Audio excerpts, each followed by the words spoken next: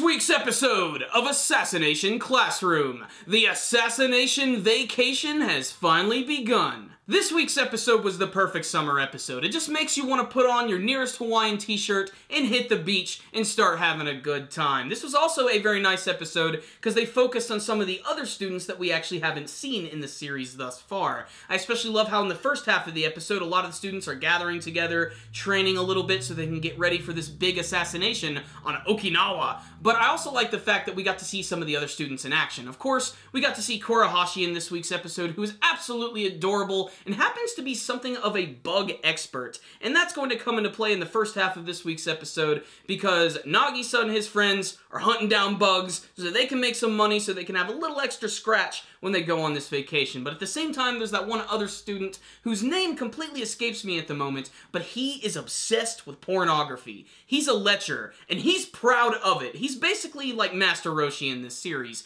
and he tries to trick Koro-sensei by leaving these porno mags in the woods. And this scene is really funny because, one, he mentions that every single mountain in the world has their own pornography depository. And the more I think about it, yeah, the first time I ever saw a porno mag was just like in the middle of the woods that someone just tossed there. So this is actually surprisingly accurate. But what's really funny about this trap is that he's setting up these mags all over the place with like different things in them so that he can learn a little bit more about Koro-sensei. And over the course of an entire month, Koro-sensei has been going to the woods, dressing as a beetle, and reading porno mags. Only in ass class! Of course, this plan ends up backfiring, but it definitely leads to a lot of laughs. The second half of the episode is where things really start to pick up. This is when the students finally arrive to the island and they get ready to assassinate Koro-sensei. Now, this scene is really funny and very clever for a number of reasons. One, throughout the course of the second half of the episode, they're for the most part just going through the motions where they're hanging out with Koro-sensei, learning from him, and trying to assassinate him at the same time, with just normal means, just using their guns and using their knives. It's not working.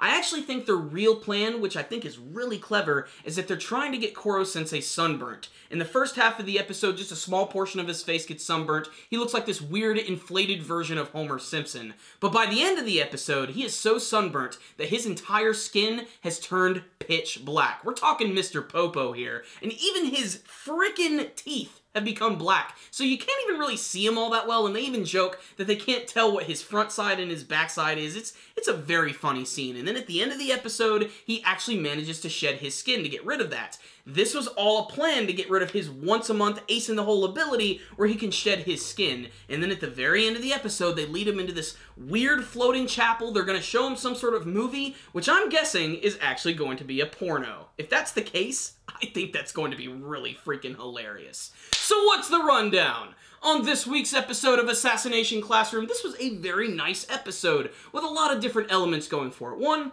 I learned a lot about bug catching in this week's episode, so it was actually pretty freaking educational, which kind of works within the confines of Assassination Classroom when you think about it. But I also really loved all of the humor at the beginning with that one character who's completely obsessed with porn and how proud of it he is and how he's actually using that to work with his plans. Koro-sensei dressing up as beetles and just his weird eyes bugging out was always really funny. Kurahashi is absolutely adorable and a very endearing character, but it's that second half of the episode where things really started to pick up. And right before they went to the island, they decided to bring back the character of Lovero, who of course is Bit-sensei's superior, and he decides he's going to help out the students and sort of like fine-tune their abilities. And this is also where we get to learn a little bit more about this one assassin who apparently is the greatest assassin in the world, and his name is the Reaper, which is a reference to the Grim Reaper and a testament to his skills as an assassin. I'm sure we're going to see the Reaper eventually. He seems like he's going to be very intense, but really that's just a tease for that character. It's in the second half of the episode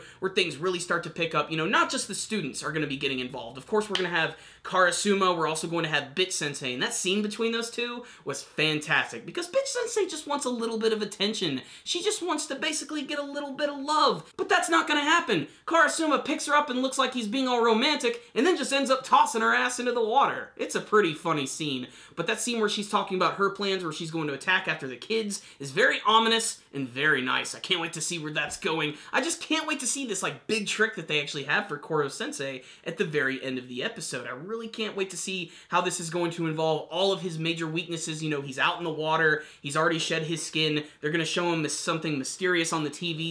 I'm amped up for this one. I think it's going to be great, and this is a fantastic beginning to this whole vacation arc. So, on the technical side of things, animation, artwork, voice acting, music, all very good this week, very similar to what we've seen from the previous episodes. It's just as good, if not better. All of the scenes with Koro Sensei are great, just his overall attire when he's on the island, his heart-shaped sunglasses, just a very funny looking character, even without all the goofy costumes. So this was another fantastic, heartwarming, action-packed, and fun episode of Assassination Classroom, so I'm gonna give it a 4 out of 5. Check it out, Ass Class fans. It was another great episode. If you're a fan of the manga version, or you've been watching the anime version, definitely check out this week's episode. So, I liked this episode a lot. I thought it was really good, but what about you guys? Did you watch this week's episode of Assassination Classroom? Please tell me what you thought about it in the comment section below. Do you have a favorite scene, a favorite student from Class 3E? How do you think they're gonna take out Koro Sensei? Do you think they're gonna show him a porno? Do you think they have another plan? Please tell me in the comment section below. Thank you guys for watching my review. Make sure to like it and share it with all of your friends, and make sure to subscribe to the channel and follow us on social media. Thank you guys again for watching, and as always, stay dandy, baby.